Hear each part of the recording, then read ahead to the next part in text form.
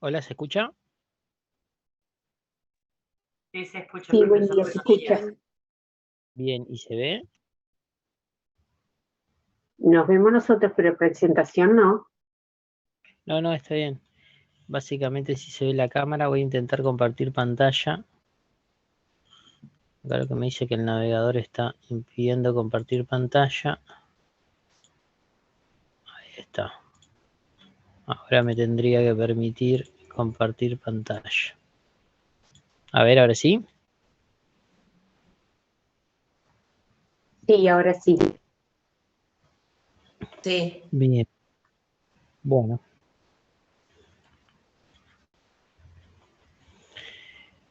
Bueno, vamos a terminar hoy con factor de atribución y dentro de lo que es el factor de atribución, la idea es ver algunas cuestiones relativas con el dolo y la culpa grave y el dolo eventual, y posteriormente ir a los factores de atribución objetivos y observar un poco el tema de la graduación de la responsabilidad. Así que la idea es tener, como todas las clases, el código a mano para hacer una lectura de algún tema que vamos a ir viendo. Y bueno, para la clase que viene, yo ya lo dejo, lo dije la clase pasada, pero bueno, queda nuevamente dicho, va a ir en la clase del lunes el, las eximentes de responsabilidad, caso fortuito, en sentido amplio, y bueno, y posteriormente seguramente la clase del miércoles sea una clase de repaso, para que puedan evacuar todas las dudas. Va a ir hasta lo último que vemos, así que va a ingresar ese último tema que les decía. Y bueno, después está la clase, o sea, después está el parcial, ¿no? Que es lo que está el viernes. Si Claudia Terceira dice que se corta, ¿se le corta todo o se escucha bien? No, perfecto, profesor, debe ser por Capaz que es tormenta un o tema. algo. Se Ahí escucha está, bien, sí. se escucha bien. Está bien. Sí, el día de estos así, son esos días que uno dice qué suerte que hice el curso por Zoom, porque tenemos un día bastante complicado. Bueno, empezamos entonces con el tema. A ver, empezamos entonces con el PowerPoint. Teníamos nosotros aquí. Nosotros habíamos dejado en el dolo y habíamos hecho referencia a la culpa grave. El concepto de culpa grave para la doctrina se configura, se da por la inobservancia de conductas mínimas que toda persona debe emplear para no causar el daño.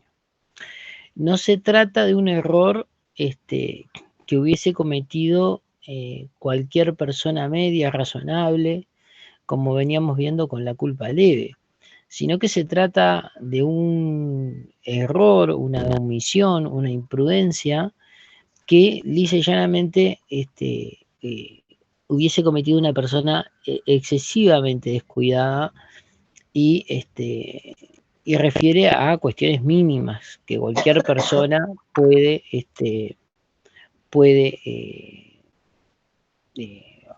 suceder. Capaz que la culpa grave se visualiza en determinadas cuestiones o casos prácticos en los que uno ve, pero la idea es que ustedes se queden con ese parámetro. No se trata de observar cómo hubiese el comportamiento de una persona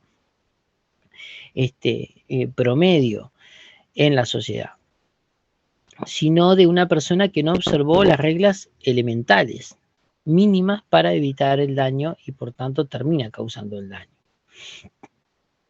Aquella persona que va circulando y tiene un cartel de pare y la persona no tiene una intención de dañar a alguien, pero no se da cuenta que está el cartel, en definitiva, y no frena. Bueno, acá hay una cuestión de que cuando uno llega a un lugar y tiene una señalización, debe respetarla, más si se trata de un cartel de este tipo, o de repente la persona, no hay una señalización, pero directamente nos frena pensando que tiene la razón.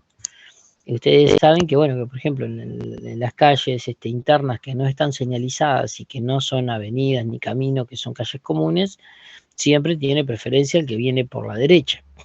Entonces, cuando ustedes llegan a un cruce de este tipo, de dos calles comunes, todo el mundo tiene que frenar, porque siempre puede venir alguien por su derecha, salvo que las calles sean flechadas, pero si son de doble vía, siempre pueden, doble mano, siempre puede venir alguien por la derecha. Bueno, acá eso es una regla elemental mínima de la normativa de tránsito. O, por ejemplo, en el caso de los periodistas, en materia de la responsabilidad de la prensa. Una conducta mínima elemental que todo periodista debe hacer es chequear la fuente. Bueno, si no lo hace, incurre en lo que viene a ser un concepto de culpa grave, ¿no? Son reglas básicas que tienen que observar cualquier persona y que por no observarlas terminan posibilitando la producción del daño. Esta culpa grave se exige en casos específicos, en tanto la regla general, como habíamos visto en la clase pasada, es la culpa leve.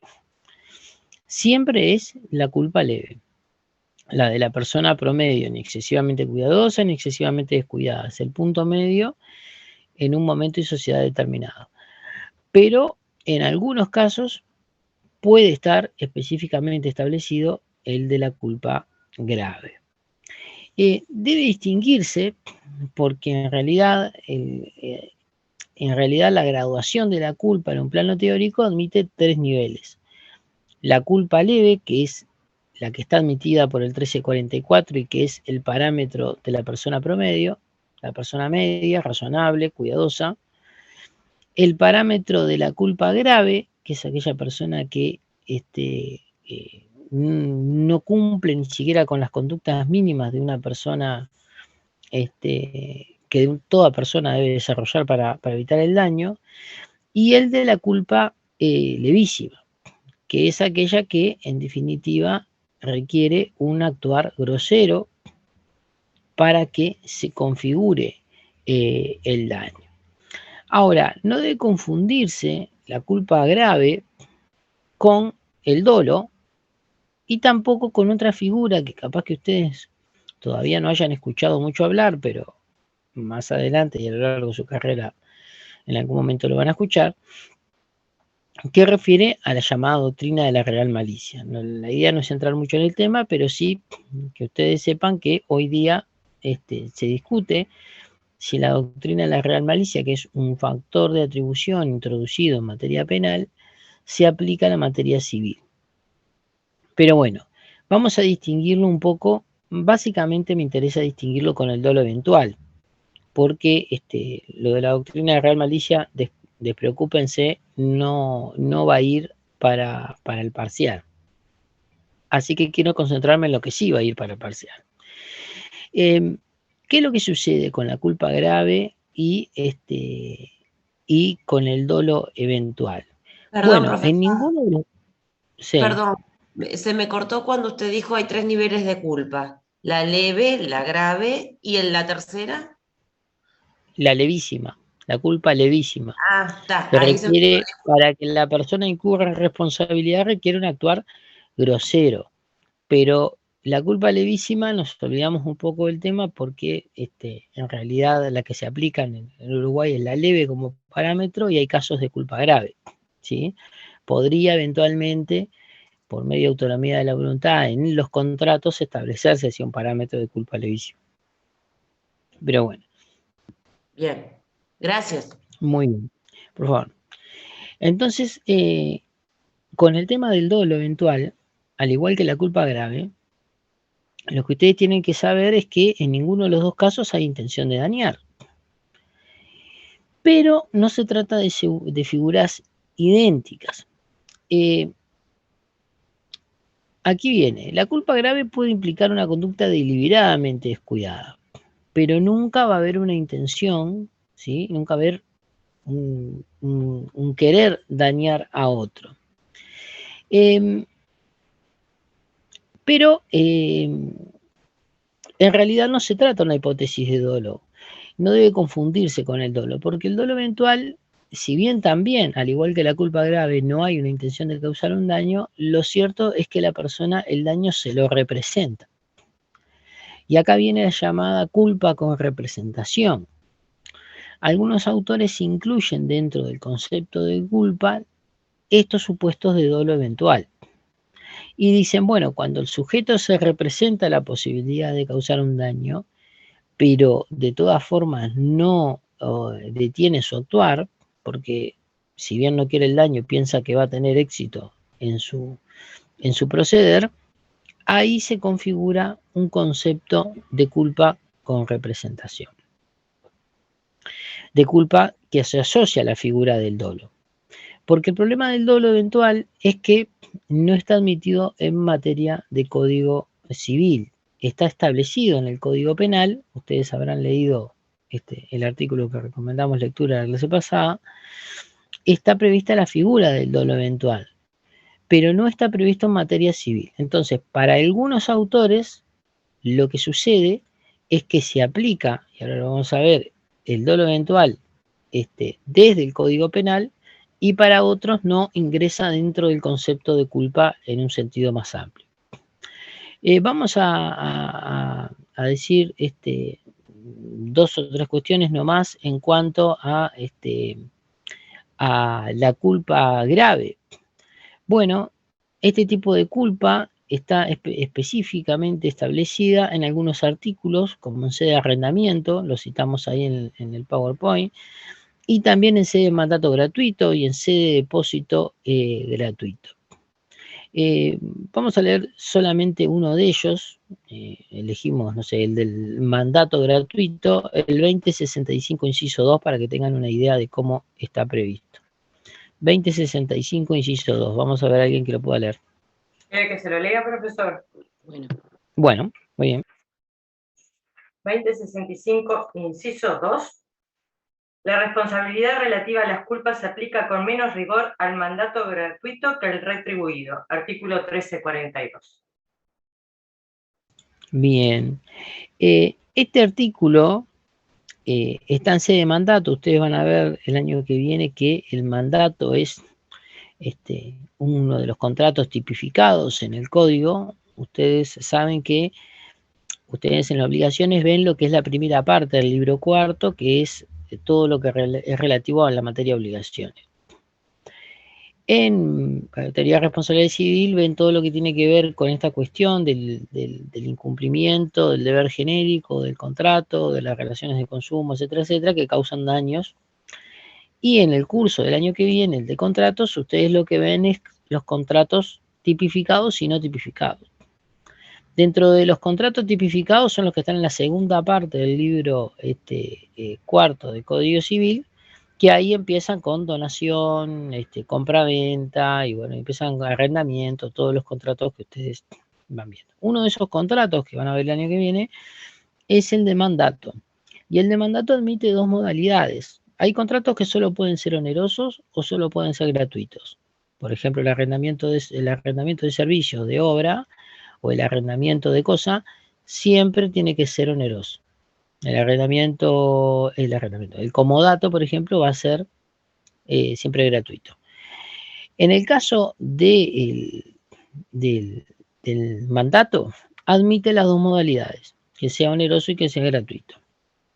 Y este artículo establece la responsabilidad en su inciso primero del mandato en términos onerosos, pero luego dice la responsabilidad relativa a las culpas se aplica con menos rigor al mandato gratuito que al retribuido. Se pone como un ejemplo que podría entenderse de que hay una culpa grave para que sea responsabilizado. ¿Qué quiere decir? Como se analiza con menos rigor, la persona tendría que incurrir en un error más grave, no el de la persona promedio, para ser responsabilizada.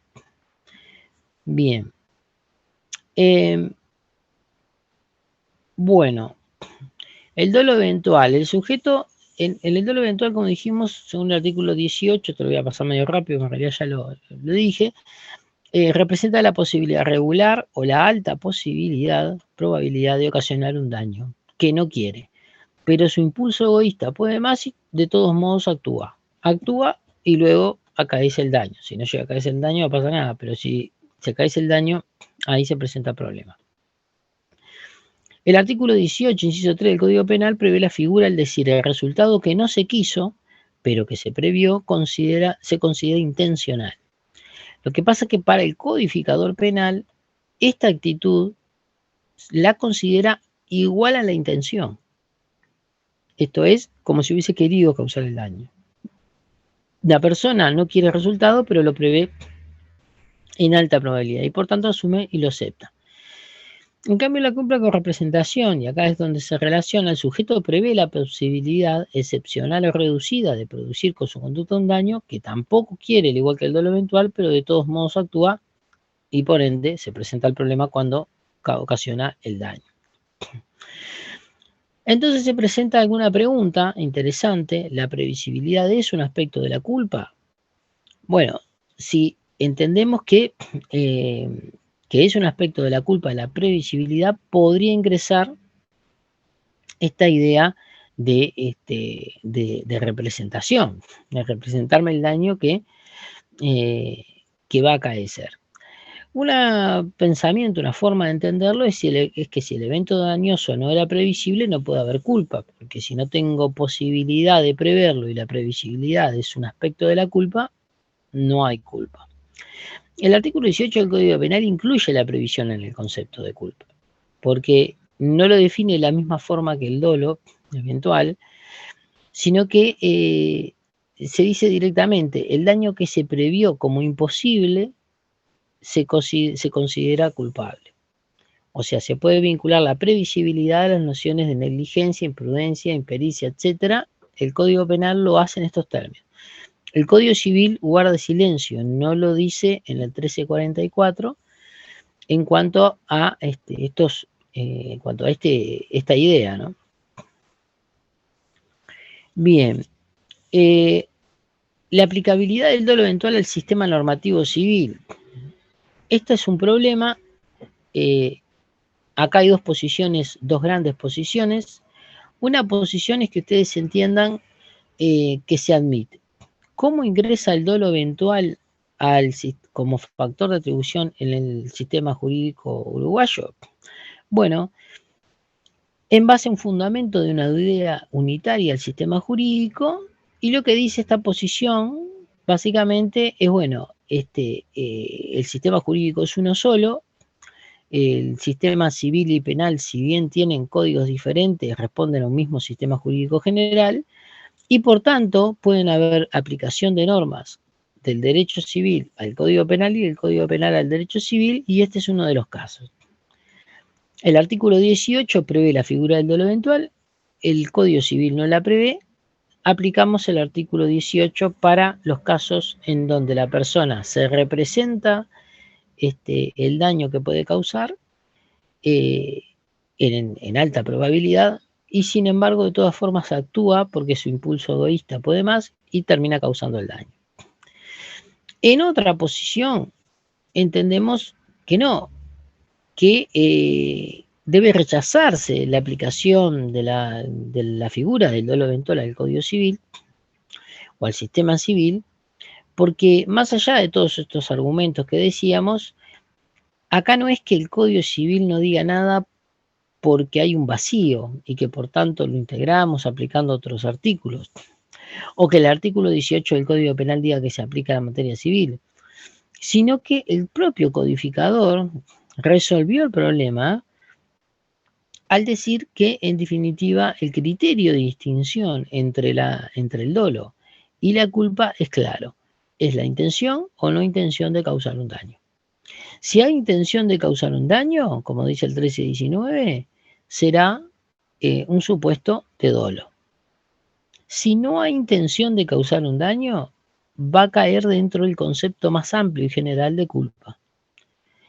Por ende, la figura del dolo eventual, que no tiene una recepción expresa en el Código Civil, cae, porque todo el mundo está de acuerdo en que no hay intención de causar un daño, en la figura de culpa. ¿sí? Y por tanto, no hay que aplicar el 18 del Código Civil, no porque el sistema jurídico no sea uno solo o porque en las normas no puedan incidir un sistema en el otro, sino porque el codificador ya resolvió el problema. El criterio de distinción del Código Civil versus la idea unitaria del sistema jurídico es en realidad una falsa oposición, no hay una contradicción entre estos dos criterios. Se puede sostener que solo cabe aplicar el criterio establecido en el Código Civil y del mismo tiempo una idea unitaria del sistema jurídico. ¿Esta última parte se entendió? Profe, yo no entendí muy bien cuál sería al final lo que dice el Código Civil. Bien, el codificador, bien, el codificador lo que estableció es, el codificador civil, en el Código Civil, ¿qué es lo que tenemos? Tenemos, por un lado, el factor de atribución subjetivo, culpa. Por otro lado, el factor subjetivo, dolo. ¿Cómo sabemos cuándo hay dolo y cuándo hay culpa? Bueno, acá tenemos que ver cuál es el criterio de distinción que adoptó el legislador, si lo adoptó. Hay muchos casos en donde hace una diferenciación y no me dice cuál es el criterio. En muchos casos sí lo dice. ¿Cuál es el criterio de distinción para saber si una persona es mayor o menor de edad? 18 años cumplidos, lo dice el código. Si cumplió 18 es mayor. Si tiene 17 y 364 días, es menor. Menor de edad, digamos. No alcanzó la mayoría legal. Ustedes lo que tienen que saber en todo caso siempre cuál es el criterio de distinción. Y si no lo hay, tienen que buscarlo. En este caso, ¿cuál es el criterio de distinción entre estos dos factores subjetivos? ¿Cómo sabemos cuándo hay culpa y cuándo hay dolo? Bueno, según el codificador, el 1319 nos da una pauta. El 1319 nos dice la intención de dañar. Nosotros lo vimos la clase pasada. Que lo voy a leer para que quede, para recordar un poco. Cuando el hecho ilícito se ha cumplido con dolo, esto es con intención de dañar. O sea que el dolo es la intención de dañar. Ya el legislador no dice, esto es dolo. Interpretación que hacemos mediante es, bueno, todo supuesto en donde la conducta de una persona produzca un daño y el sistema jurídico lo considere para atribuir esa responsabilidad, pero que no haya habido intención de dañar, constituye un caso de culpa. Porque también vimos que la culpa es la falta de debido cuidado y diligencia. Si en esa falta de debido cuidado y diligencia hay una intención de causar un daño, ya no hablamos de culpa, hablamos de dolo. Pero si falta esa intención de causar el daño, entran en el concepto de culpa. Por ende, la figura del dolo eventual, en donde todo el mundo está de acuerdo en que no hay intención de causar un daño, ¿sí?, ingresaría dentro del concepto más amplio de culpa. El dolo eventual en el Código Civil sería una culpa, por así decirlo, donde el sujeto se representó la posibilidad del daño, pero no lo quería. Estaría abarcado, comprendido dentro del concepto más amplio de culpa. ¿Por qué? Porque no hay intención de dañar. Para otros autores dicen, no, en este caso lo que hay que hacer es aplicar el concepto del artículo 18 del Código Penal porque el dolo eventual no está previsto en el Código Civil. Son dos enfoques diferentes, ¿sí? Son dos opciones, son dos caminos que ustedes podrán ver. Sí. Y usted decía que igual podrían convivir las dos cosas. No, porque uno de los argumentos que se dice, está bien lo que dice Mayo, uno de los argumentos de lo que se dice para defender la aplicación del artículo 18 del Código Penal al Código Civil es bueno, el sistema jurídico es uno solo. Entonces, como el sistema jurídico es uno solo, si bien las normas están en las diferentes áreas, en sus regulaciones, como el Código Penal y el Código Civil, y de regla las normas del Código Civil se aplican a materia civil y las reglas del Código Penal se aplican a materia penal, nada impide que una materia tenga incidencia en la otra. Entonces, hay normas del Código Civil que refieren a cuestiones relacionadas con delitos y hay normas del Código Penal que refieren a cuestiones que son más técnicamente civil. Y la figura del factor de atribución es unitario. Entonces, por tanto, se va a admitir el dolo, como se admite en el Código Civil, la culpa, como se admite en el Código Civil, y el dolo eventual, que lo importamos del codificador penal. Son dos posiciones diferentes. La otra posición dice, no hay que importar nada, no hay que traer nada del Código Penal, porque acá no es que haya un vacío que hay que integrar. Acá el codificador estableció el criterio de distinción claro. Intención de dañar, dolo. No hay intención de dañar, entra el factor de atribución subjetivo culpa. ¿Se entiende la diferenciación? Pero bueno, no sé si quedó, que me expliqué mejor ahora. No, sí, usted terminó diciendo que el criterio de distinción del Código Civil puede, o sea, podría también estar junto con el criterio de que el sistema jurídico es uno solo. Claro, yo lo que digo que en definitiva es una falsa oposición, porque aquellos que sostienen que no hay que traer el artículo 18 del Código Penal para aplicar el dolo eventual, no están diciendo que el sistema jurídico no sea uno solo y que no haya normas con incidencia. Lo que están diciendo es que nosotros traemos una norma de otro lado cuando no hay una previsión expresa o hay un vacío. Bien. Para estos autores, lo que está ya está regulado. O sea, si hay dolo, es intención de dañar, si no hay dolo, es culpa. Y estamos hablando de que se analiza la conducta del sujeto, ¿no? Siempre. Profe, Sí. entonces, en el Código Civil, el dolo eventual, porque no hay intención de causar un daño, ingresa dentro del concepto de culpa. En realidad lo que termina pasando es eso, ¿no? Sí. Gracias.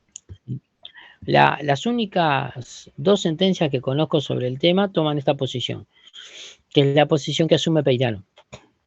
Esto es, el codificador resolvió con criterios propios el problema. Intención de dañar, no intención de dañar. Y esto es, las dos sentencias que conozco, es una sentencia de un juzgado letrado que resolvía en segunda instancia un caso planteado en un juzgado de paz de Montevideo, y la otra que conozco es una de la Suprema Corte de Justicia, pero de la década del 90, mediados o principios del 90, tiene ya sus años, y que toman por esta posición. Pero bueno, o sea, es una cuestión de que ustedes entiendan y adopten. Igual, ya es un tema más complejo. Bien. Los factores de atribución objetivos. A diferencia de los factores de atribución subjetivos, como veníamos viendo, la culpa y el dolo, en los factores de atribución objetivos no se analiza la conducta del sujeto, de la persona, que está en el juicio de responsabilidad. Nosotros no entramos a analizar si la persona actuó bien conforme al ordenamiento jurídico o no. Si actuó con dolo, si actuó con la diligencia de la persona media, razonable, cuidadosa, si se configuró una de las especies de la culpa como la culpa grave. No, acá todo esto no interesa. En los factores de atribución objetivos se prescinde del análisis de la conducta de la persona. Lo que se tiene que configurar para que se atribuya responsabilidad es el hecho previsto en la norma jurídica. O sea, la norma jurídica prevé una situación y automáticamente, configurada esa situación, se le imputa ese hecho dañoso a la persona designada en esa norma jurídica. ¿Qué quiero decir con esto? Esto tiene un fundamento, una razón de ser, porque de regla nosotros lo que veíamos era que y por lo menos con el paradigma anterior, se entendía que la culpa era la base un poco de la responsabilidad. Y hasta se llegaba a decir no hay responsabilidad civil sin culpa. Obviamente que si había dolo también, pero no hay responsabilidad civil sin culpa. Y muchas veces se confundían los conceptos de culpa con responsabilidad y se entendía clásicamente que el responsable era el culpable. Siempre era esa cuestión. Si había un daño, pero nadie lo había cometido con culpa y tampoco con dolo, no había reparación. Esto empezó a causar una serie de supuestos sumamente injustos en donde habían un montón de daños producidos por el avance de la ciencia, de la tecnología, de la industrialización, que llevó y obligó a que el sistema jurídico se adaptara porque no podía quedar una cantidad enorme de personas dañadas por cuestiones donde no había la conducta de una persona del otro lado y que por tanto no tenía derecho a reparación, ¿sí? Y empiezan a salir un montón de normativas, las leyes de seguro en materia laboral, y estoy hablando de las primeras leyes que surgen en Europa, y alguna otra normativa que empiezan a poner en tela de juicio la culpa como factor de atribución por excelencia. Y empiezan a buscarse mecanismos de reparación que no consideren la culpa de la persona, con la finalidad de que la víctima siempre sea indemnizada. Obviamente que la culpa no perdió su fuerza. Sigue siendo un factor de atribución importante, pero no es el único y tampoco es el más importante. Convive con otros factores de atribución en donde ya la culpa no interesa si se da o no se da, lo que interesa es reparar a la víctima. Entonces la norma no apunta a la conducta del sujeto, apunta a que se configure un hecho determinado, ¿sí? Y acá en estos mecanismos, los dos más conocidos son la garantía y el riesgo. En Uruguay son los que rigen o los que surgen más claros. En cuanto al riesgo, debemos decir que los desarrollos sobre el factor de atribución riesgo son más novedosos que la garantía. La garantía ya tiene un desarrollo muy importante con los análisis de tratados que realiza Gamarra. El riesgo ya es algo más novedoso, pero bueno, hoy día ya hay varios autores que se pronuncian sobre este factor de atribución en Uruguay. ¿En qué consiste, en definitiva, este factor de atribución garantía? En el factor de atribución garantía, el sujeto responde de un evento específico que puede ser o no la actividad dañosa de otro sujeto. Así sucede en sede de responsabilidad extracontractual, donde responden los padres por los daños causados por sus hijos mayores de 10 años y menores de 18. ¿Se acuerdan que habíamos visto nosotros la responsabilidad de los menores de 10 años? Que en realidad son inimputables, son incapaces de cometer un delito civil y por tanto, ¿quiénes responden? Los padres. Los padres, los tutores, los directores de colegio. ¿Y a título de qué responden ellos? Yo tengo un hijo de 5 años que... ¿De garante? A ver, Perdón. Culpa. Techera. A ver, Techera, vamos levantando la mano. A título de hecho personal, de hecho propio. Bien, a título propio. Y esto se surge de un razonamiento muy sencillo. Si la persona no es capaz de delito civil hasta cumplir los 10 años, si comete un daño en los hechos, porque es un ser humano que puede cometer un daño, rompe una piedra y rompe un vidrio con una piedra, ahí el que va a responder es el padre, madre, tutor, el director de colegio, depende de quién lo tenga en ese momento, a título personal. ¿Por qué responde a título personal y no como garante? Porque el otro no es capaz de delito civil ni de cuasi delito. O sea, no puede cometer el daño él. El sistema jurídico hace una ficción y dice, bueno, los que no cumplieron los 10 años directamente no pueden ser responsables. Entonces, ¿quién va a responder? A título directo, como si hubiese cometido, y acá está la ficción que hace también el codificador, como si lo hubiese cometido, era responsable. O sea, el padre es responsable de esa persona que no ha cumplido los 10 años. Ahora, si cumplió los 10 años, pero tiene menos de 18, ahí sí viene. ¿Quién me dijo garante? Ahí sí viene la responsabilidad de... Bien. Ahí sí sería Polo. ¿Por qué responde como garante en ese Porque caso? lo que pasa es que en penal habíamos hablado que los padres respondían como garantes y ahora estaba sacando la cuenta que seguro como si en parte civil el menor no tendría responsabilidad, digamos, ¿no? Algo así. Pero, a ver, responden a título personal. Si no alcanzaron los 10 años, responden los padres, madres, tutores, los directores de colegio, lo que dice el 1324. Si tienen 10 años cumplidos y menos de 18, van a responder los padres ya no a título personal, como si ellos hubiesen tirado la piedra, por así decirlo, para bajarlo más a tierra. Van a responder por ser garantes de esa persona que era capaz de cometer el daño. Fue capaz a los ojos de la ley, pero ¿por qué la ley lo hace garante a quien lo tiene a su cuidado? Razonemos. ¿Por qué la ley lo hace garante? Y tengo un hijo de 7 años que le rompe todos los vidrios al liceo. La No ley, le o sea, gusta. ¿por qué lo hace? O Preguntó rompe por los qué vidrios de lo un auto. hace garante después de.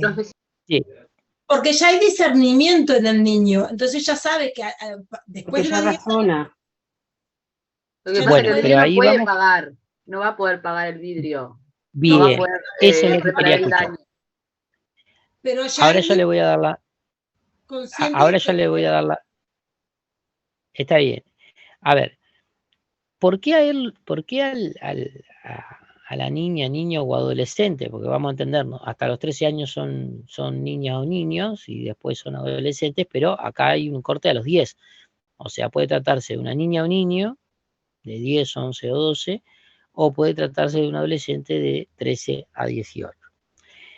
Acá, ellos, ¿por qué la ley los hace capaces de delito? Bueno, porque sí, obviamente entiende que hay un mayor discernimiento. Pero la pregunta venía, ¿por qué lo hace garante a los padres o a quienes los tienen a su cuidado? Y acá lo que me decía, me quedé con el nombre, creo que Magali, pero puede ser, confírmeme,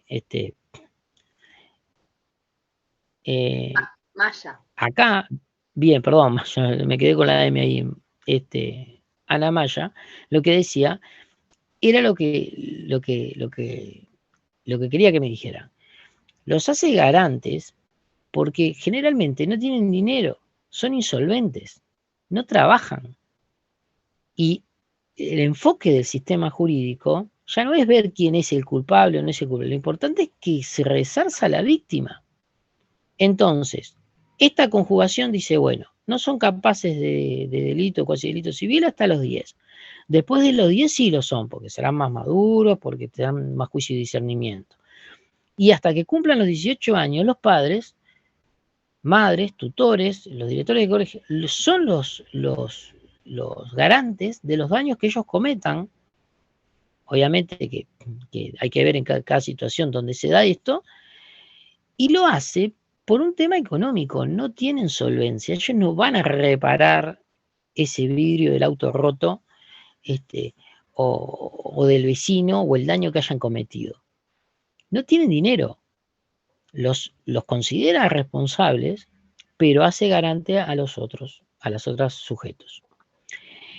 Después lo que puede llegar a pasar es que tanto los padres como los demás sujetos nombrados en el 374 vayan e interpongan una acción de regreso, porque como reparan a modo de garantía, no a título propio, van a poder tratar de recuperar lo que pagaron. Pero es una cuestión económica, meramente económica. O sea, no, hay pocas personas que son solventes antes de esa edad, o que tienen dinero para poder pagar un daño. Alguien me había levantado la mano. Y yo que iba a decir justo lo que usted dijo, que existe la posibilidad de una acción de regreso si el menor fuera solvente, o sea, porque Porque hay menores que sí tienen en su patrimonio una determinada cantidad de dinero, pero eso no exime al padre de responder en esa postura de garante igual.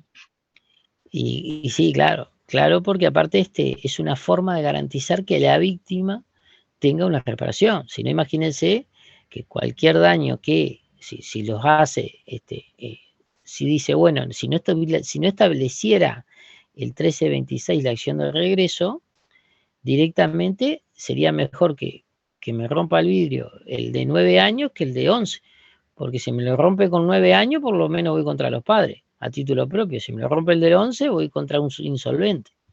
Entonces, no, se establece y se trata de cerrar ese sistema de esa forma. Me había levantado la mano alguien más que no llegué a ver. No, era yo, pero solamente por eso. ¿Qué pasaba en el caso de que fuera solvente Bien. los niños en ese caso? Sí, en ese caso sí, repite porque en realidad reparan un daño que es por hecho ajeno, es de otra persona, que es capaz, obviamente. Si no es capaz, ya directamente no tiene problema. Bueno, esto era lo que veíamos ahora. Entonces, en estos casos funciona la garantía. Menores de 10 años no se puede hablar de garantía, pero mayor de 10 años, menores de 18, los padres responden a título de garante. Y fíjense que voy a ir, para ir un poquito más rápido que nos dé la clase, a leerlo yo. Fíjense, así los padres son responsables del hecho de los hijos que están bajo su potestad y viven en su compañía. Los tutores y curadores lo son de la conducta de las personas que viven bajo su autoridad y cuidado. Lo son igualmente los directores de colegios y los maestros, artesanos, respecto al daño causado por los alumnos y aprendices, etcétera, etcétera. Y esta norma, como tiene que conjugarse con el artículo 1320, que refiere a quienes tienen capacidad, no son capaces de delito o cuasi delito los menores de 10 años, nos hace conjugar las dos grandes áreas. Primer supuesto, todos los que menciona el 1324 son responsables por los daños causados, y como dice acá, de las personas que están bajo su potestad y viven en su compañía, de los hijos, en cuanto a los padres. Y luego además empiezan a decir, cuando habla de los directores de colegio y todo, de los que están bajo su vigilancia, o sea, el director de colegio mientras el niño está en el lugar educativo, en el centro educativo. Pero esto lo conjugamos con el 1320 y nos damos cuenta de que si tiene menos de 10 años no es capaz de cometer delito o cuasi delito, y por tanto, ¿a qué título van a responder estas personas? A título personal, como si ellos los hubiesen cometido. En el caso de que sean mayores, tengan los 10 años cumplidos hasta los 18, los padres y todos estos sujetos responden a título de garante. Esto quiere decir, el daño se reconoce por el sistema jurídico que lo cometió esta persona, que tiene 10, 11, 12, 13 años, lo que sea. Pero a título de garante se puede demandar a los padres, se puede mandar a los directores de colegio, etcétera, etcétera, para que exista esa acción indemnizatoria, para que sea posible que un solvente pueda reparar el daño. Pero la garantía no solamente se ve en este caso, sino también en sede extracontractual, como vimos ahora, sino también en sede contractual. Y acá hay dos grandes vías de la garantía, que es la llamada garantía por evicción y vicios ocultos. Para poner como ejemplo, la garantía de evicción y vicios ocultos está previsto en materia de compraventa. La compraventa, van a ver, es un importantísimo contrato que ustedes van a ver el año que viene. Es uno de los contratos base tipificado en el Código Civil. Y en materia de compraventa, un ejemplo de la garantía como sistema de reparación. Ustedes vieron que la primera parte de la diapositiva dice: en el factor de atribución garantía, el sujeto responde de un evento específico, que puede ser o no la actividad dañosa de otro sujeto. Cuando hablamos de estos casos, como por ejemplo los daños cometidos por los mayores de 10 años y los menores de 18, o los daños cometidos por el empleado, ¿sí? Aquel ejemplo que ponemos de el que iba manejando la camioneta de la empresa y tiene un accidente. En estos casos, acá vemos lo que dice la definición primera. Acá hay una actividad dañosa de otro sujeto, que luego otro responde como garante. Responde como garante con el mismo fundamento, con la finalidad de que la víctima tenga una indemnización. Por tanto, en todos estos casos, la responsabilidad por hecho del dependiente, del empleado, se ve claramente en este ejemplo que decía, donde se comete un accidente con la camioneta de una empresa, y también en el caso de los mayores de 10 años y menores de 18, hay una actividad dañosa de la que responde como garante otro sujeto que no participó en la actividad dañosa. No estuvo, no fue él el que cometió el daño. Pero fíjense en la otra que decía la definición. El sujeto responde a un evento específico que puede ser o no la actividad dañosa de un sujeto. Este caso de la garantía por evicción y vicios ocultos es eso que quiero decir. Acá no hay una actividad dañosa de otro sujeto, sin embargo está configurado el factor de atribución garantía. ¿Se entendió lo que me explico con esto? Yo puedo responder como garante porque hay una actividad dañosa de otra persona, por ejemplo mi empleado, por ejemplo mi hijo, o puedo responder como garante por una situación en donde no hay una actividad dañosa. Se configura el presupuesto establecido en la norma, pero no hay una actividad dañosa de otro sujeto. Y vamos a ver ese caso. La garantía por evicción y vicios ocultos, que están en el contrato de compra-venta, el vendedor garantiza dos cosas. En la evicción garantiza la posesión pacífica de la cosa vendida. Y en los vicios ocultos garantiza la ausencia de vicios o defectos ocultos en la cosa. El 1696 es el primero que habla de la evicción, pero es el 1697 el que nos dice qué es la evicción. Dice, hay evicción de la cosa comprada cuando el comprador es privado de todo o parte de ella por sentencia judicial. O sea que si compra un bien inmueble y luego resulta haber determinado problema jurídico y termino siendo privado en todo o parte de ese bien que compré, puedo accionar por esta garantía de evicción, que supone la posesión pacífica que tengo derecho a tener por haber comprado ese bien, contra el vendedor. El 1727, esto lo van a ver en profundidad el año que viene. Esto es para que ustedes vean simplemente en qué consiste la garantía. El 1718 del Código Civil en adelante es el que habla de saneamiento por defectos o vicios redivitorios. Acá se hace responsable al vendedor por aquellos vicios que tenía la cosa y que tal vez no conocía al momento de la venta. Dice, el vendedor responde de los defectos o vicios ocultos de la cosa vendida, mueble inmueble, siempre que la hagan impropia para su uso a que se le destina, o que se disminuyan de tal modo de este uso que, de haberlos conocidos, el comprador no lo hubiera comprado o no habría dado tanto precio por ello. Pero no es responsable de los defectos manifiestos o que están a la vista, ni tampoco de los que no lo están, si eran conocidos por el comprador o éste ha podido fácilmente conocerlos a razón de su profesión u oficio. O sea, obviamente, si el vicio es manifiesto y el comprador los conocía, no hay garantía. El tema se da cuando el comprador no conocía, no podía conocerlos, no eran manifiestos y el vendedor se configura la compraventa. Ahí se puede accionar contra esta persona, pero se tiene que dar el supuesto del inciso primero, que quiere decir que que haga impropia para el uso que era la cosa, ¿sí? O que se disminuyan de tal modo esa funcionalidad que de haberlos conocido el otro no hubiese comprado. Pero ¿por qué es una garantía esto? Porque en realidad, ¿y por qué no es una obligación? Porque algunos autores entienden que esto, o entendían antes que esto era una obligación, la garantía por evicción y vicios ocultos. Pero en realidad no es una garantía, no es una obligación, es una garantía porque en realidad acá se cubre y se protege al comprador, tenga o no tenga conocimiento el vendedor. En realidad es más, parte de un hecho, o parte del hecho de que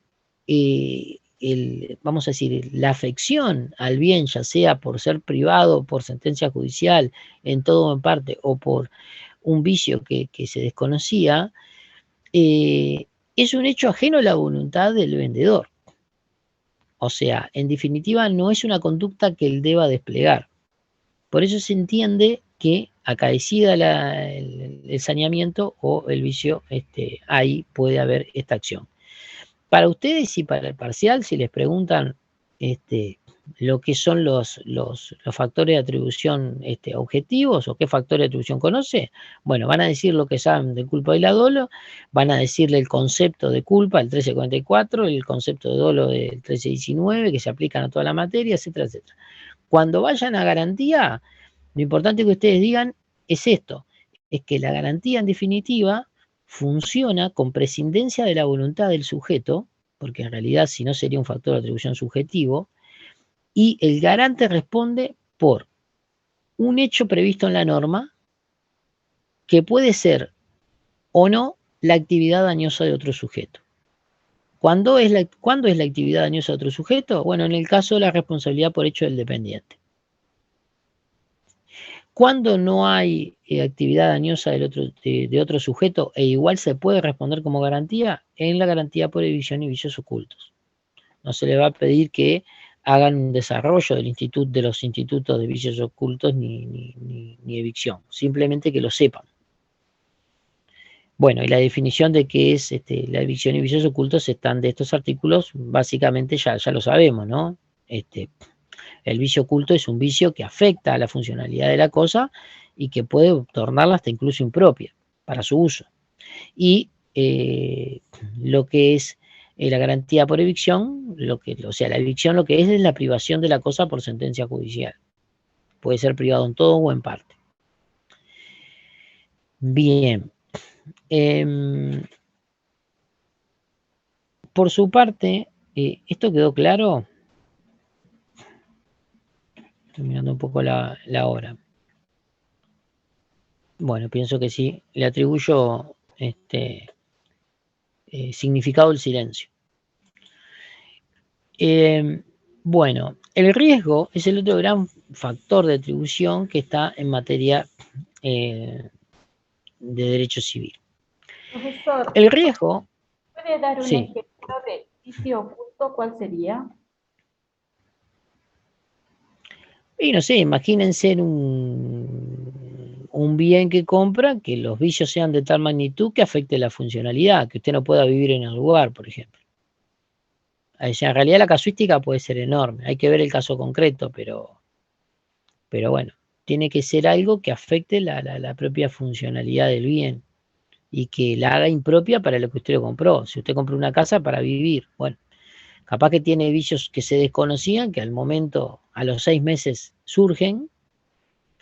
Tienen que ser vicios que no se conocían por parte del comprador y que no era posible conocerlos, porque si los vicios eran manifiestos o era fácilmente o se podían conocer, ahí directamente, acá dice acá, y que no haya podido fácilmente conocerlos en razón de su profesión u oficio. Si yo soy un arquitecto sumamente experto, voy a comprar una casa y no veo, obviamente, el vicio de la casa, pero luego por mi profesión u oficio fácilmente me hubiese dado cuenta, bueno, ahí no rige. Pero en la gran mayoría de las personas que compran una casa, por ejemplo, tiro esto de, puede haber vicios que uno desconozca y que después con el tiempo surjan, pero tienen que darse los supuestos de aquí. Bien, en cuanto a la garantía, me interesa que quede claro eso que ustedes veían en cuanto a que se responde por un evento específico establecido en la norma que puede ser o no la actividad dañosa a otro sujeto. En cuanto al riesgo, el riesgo supone el ejercicio de una actividad riesgosa, por más que parezca medio redundante, pero es la mejor forma de definirlo, y la responsabilidad de los daños causados en el desarrollo de la misma.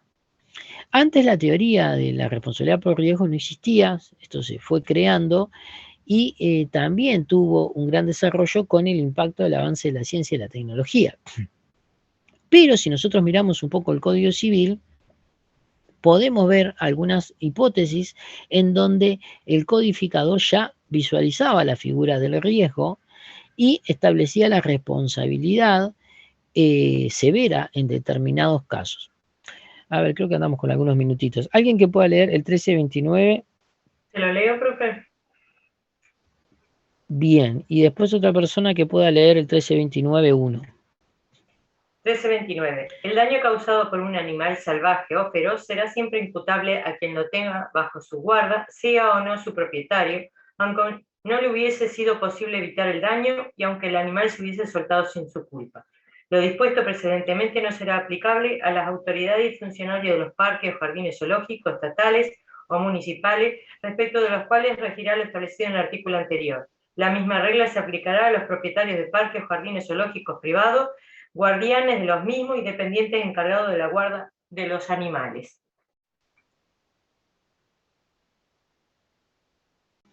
En donde dice, el daño causado por un animal feroz, un animal salvaje o feroz, será siempre imputable quien lo tenga bajo su guarda, sea o no su propietario, aunque no le hubiese sido posible evitar el daño y aunque el animal se hubiese soltado sin su culpa.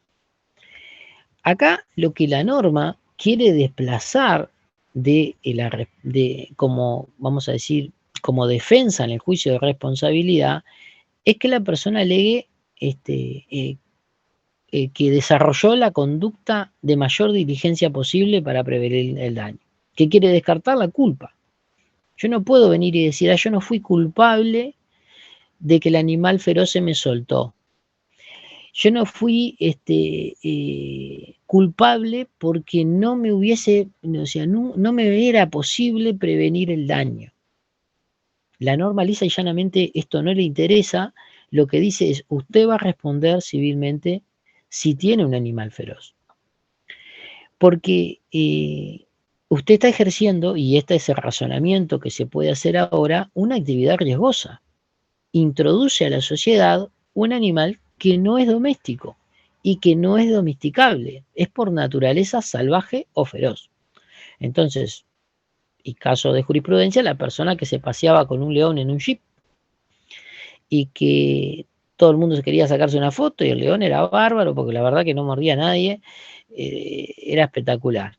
Un día reaccionó como reaccionan los leones y bueno, hay un caso de jurisprudencia interesante y a raíz de todo eso surge esta regulación. A lo que voy es que yo no puedo estar paseando con un cocodrilo por 18 de julio.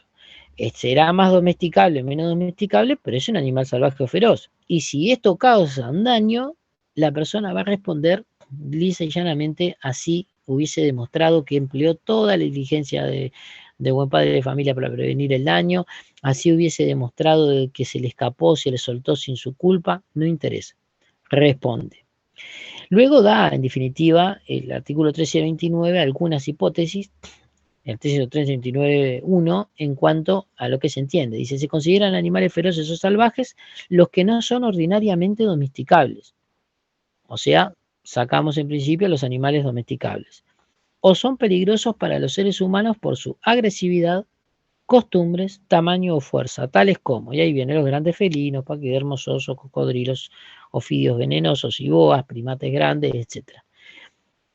En definitiva, lo que quiere dejar claro esta normativa es que hay una actividad riesgosa de aquella persona que introduce en la sociedad un animal salvaje o feroz y va a responder, en definitiva, sin interesar qué conducta desarrolló para prevenir el daño. Como no interesa la conducta de la persona para prevenir el daño, hablamos de un factor de atribución objetivo. Y como no se está fundando en la garantía, sino en la responsabilidad por los daños causados por ese animal, que no debe, al no ser domesticable, estar vamos a decir,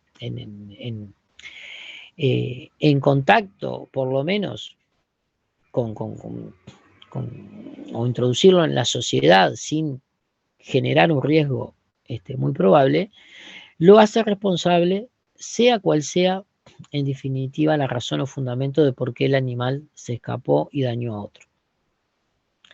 ¿Se entiende la magnitud de la norma? Sí. Sí. Bien, bien, bien. Si una persona, por ejemplo, tiene unas serpientes esas domésticas, pero vio que la serpiente tiene el instinto de comerte, porque se vio en un noticiero que, no sé si fue en la India, que se comió a su propio dueño. Entonces, Ah, bueno, eso es un animal feroz. Y acá lo dice, fíjese, ofidios venenosos y boas. Aparte es una lista taxativa, no taxativa, porque acá tales como dice, o sea que no es una lista cerrada. O sea, en definitiva, viene por ese lado. Bueno, vean lo que dice, el riesgo agravado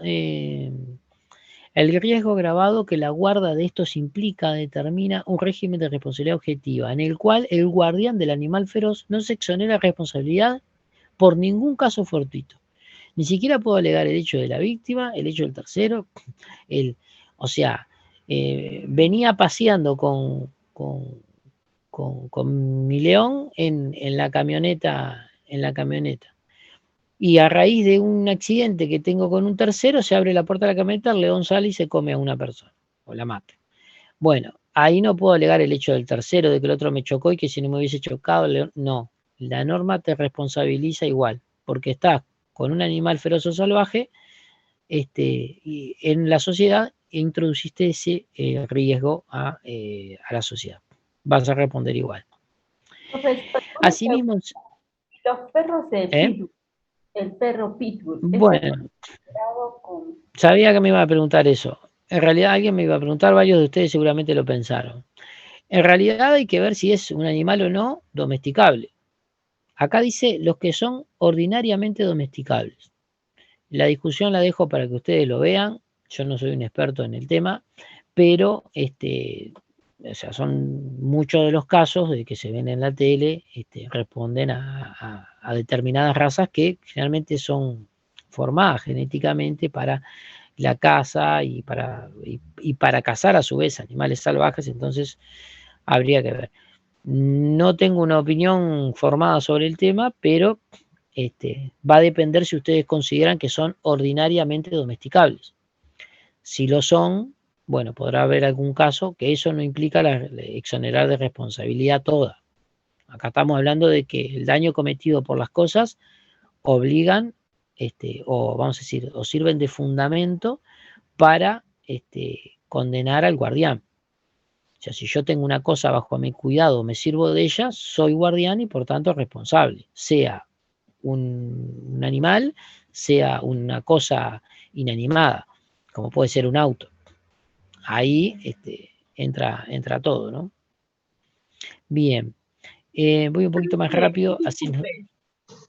Una última consulta.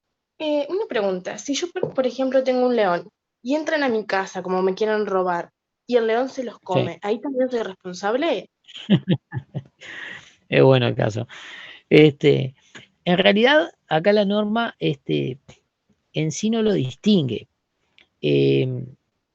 Pero podríamos entender que sí. En realidad, lo que se trata es de que uno introduce dentro de lo que es la sociedad un animal salvaje o feroz. Los animales salvajes y feroces no están hechos para convivir con las personas. Esto no quiere decir que no estén hechos para convivir en su hábitat y que el ser humano viva en su hábitat, que es otro lugar. Lo que quiero decir es que no están para convivir, digamos, interactuando. Ese es el tema más que nada. Y eso implica, si saco al animal a pasear, si saco, si lo tengo dentro de mi casa, en realidad ahí viene el tema. Aquí, en realidad, lo que pone como ejemplo a mi modo de ver, dice, sea no su propietario, aunque no le hubiese sido posible evitar el daño y aunque el animal se hubiese soltado sin su culpa. Esta última parte parecería generar alguna duda. A mi modo de ver no se puede introducir un animal salvaje o feroz dentro de la sociedad, sea en el patio de mi casa, o sea, donde sea, porque puede causar daños que evidentemente no son queridos por el sistema jurídico. Por eso, en realidad, llama la atención y muchas veces hasta incluso puede causar una alarma a la sociedad introducir un animal que no es domesticable. Y acá viene el problema. Distinto sería el caso, capaz que si fuera un animal domesticable, que justo en ese momento reaccionó de una forma, ¿no? Pero acá habría que verlo. Pero el animal salvaje me parece que ahí no tiene chance y va a tener que responder. A ver, igual cuidado, tampoco estoy diciendo que tenga, habrá que analizar el caso concreto. Lo que estoy diciendo que no es que porque esté dentro de mi casa no va a generar responsabilidad, porque se trata de un animal salvaje o feroz. Pero si pasea con él, bien. Bueno, ya que ahora que está de moda, que va a ser un recital, ya me lo dicen. Bueno, vamos con él. Sí, acá no exime de esta calificación el hecho de que el animal haya sido criado por seres humanos, perfecto, como dice Paike, y en régimen de domesticidad. Porque el problema es que la naturaleza del animal feroz puede ser buenísimo, lo tengo de cachorro, la verdad que es fantástico, nunca le gruñó a nadie, pero un buen día despierta su ADN y su instinto y bueno, se me comió el vecino. Ese es básicamente el tema que tenemos que tener en cuenta. El animal salvaje o feroz van a responder sea como sea. Bien. Y vamos a ir terminando un poco con esto. También en sede extracontractual se ha entendido que la teoría de riesgo-beneficio recibe lugar en la responsabilidad por hecho de las cosas. Nosotros vimos que el 1324 dice hay obligación de reparar no solo el daño que se causa por hecho propio, ya vimos los dos casos, esto es el daño que causa una persona capaz de delito por sí mismo, el daño que causa el menor de 10 años cuando responden los padres, tutores de la vuelta, sino también el causado por hecho de las personas que uno tiene bajo su dependencia, y ahí viene la responsabilidad del garante, el garante mayor de 10 años, menor de 18, el garante que es el empleador, también, y dice, o por las cosas de que uno se sirve o están a su cuidado. Esto lo que dice, para parte de la doctrina, es que al establecerlo de esta forma, establece la teoría del riesgo-beneficio. Esto quiere decir, se ha indicado que el factor de atribución riesgo-beneficio es aquel que responsabiliza por los daños acaecidos por ese producto o servicio volcado a la comunidad que termina generando un problema. Ese bien o servicio que genera el daño debe responder a aquella persona de la que obtiene un beneficio económico. Vamos a poner un ejemplo cualquiera que es muy común o que puede entenderse. Me dedico a introducir un producto al mercado. Vamos a poner un determinado cosmético o un determinado, medicación. Y luego, luego ese producto, yo obviamente con ese producto en el mercado obtengo dinero y ahí está el beneficio que obtengo, pero genero un riesgo porque obviamente esa medicación o ese cosmético o lo que sea que haya introducido, en este momento sé que no produce daños, pero puede llegar a producirlo el día de mañana, porque tal vez el avance de la ciencia me demuestre y me dice, mire, esta cuestión y este componente es malo para la salud.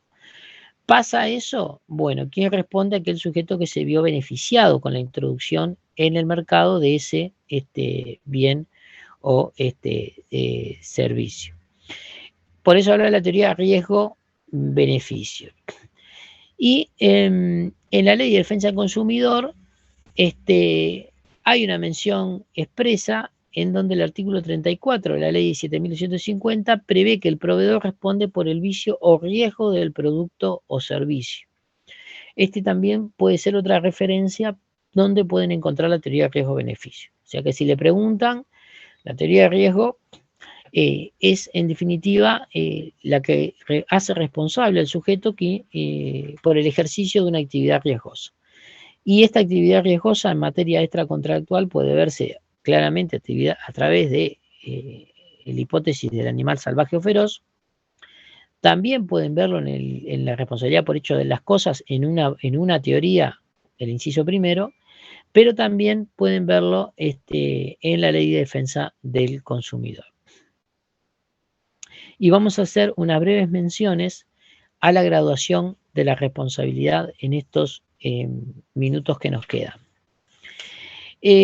La responsabilidad objetiva y subjetiva admiten graduación. La responsabilidad subjetiva, que es básicamente el dolo y la culpa, admiten una graduación y por tanto puede esta ser ordinaria, atenuada o agravada. La responsabilidad subjetiva, dice acá, admite diferentes grados y es así que puede darse una responsabilidad subjetiva ordinaria, atenuada o agravada. La responsabilidad subjetiva ordinaria es la que se exige al sujeto desplegar la diligencia media. Es la que vimos del artículo 1344.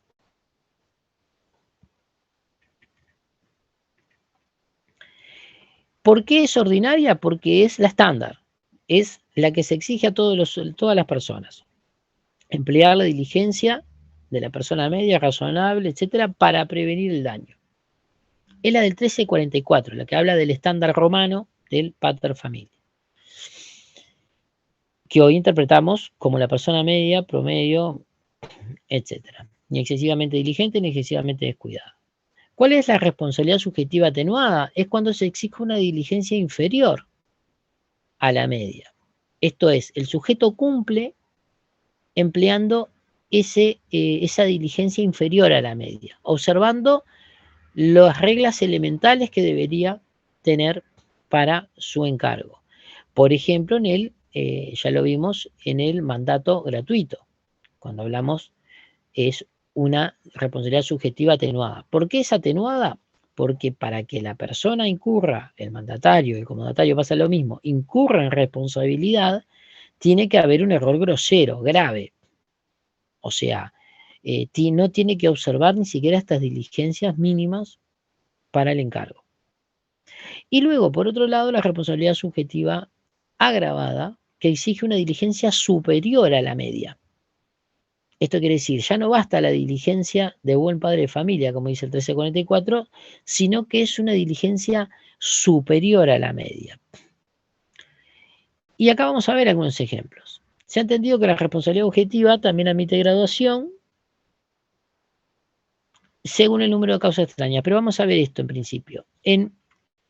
Un ejemplo de responsabilidad subjetiva atenuada es la que dijimos del 2065, inciso 2, del Código Civil en sede de mandato, el mandato gratuito.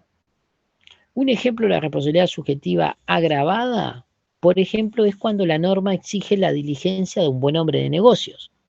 En materia comercial ustedes lo ven, y por ejemplo, para citar un ejemplo tan solo, pero hay varios, el artículo 16 de la Ley de Defensa del Consumidor, de la Ley de Fideicomiso, el artículo 16 de la Ley de Fideicomiso, la 17.703, prevé que el fiduciario tiene que desempeñarse con la diligencia de buen hombre de negocios.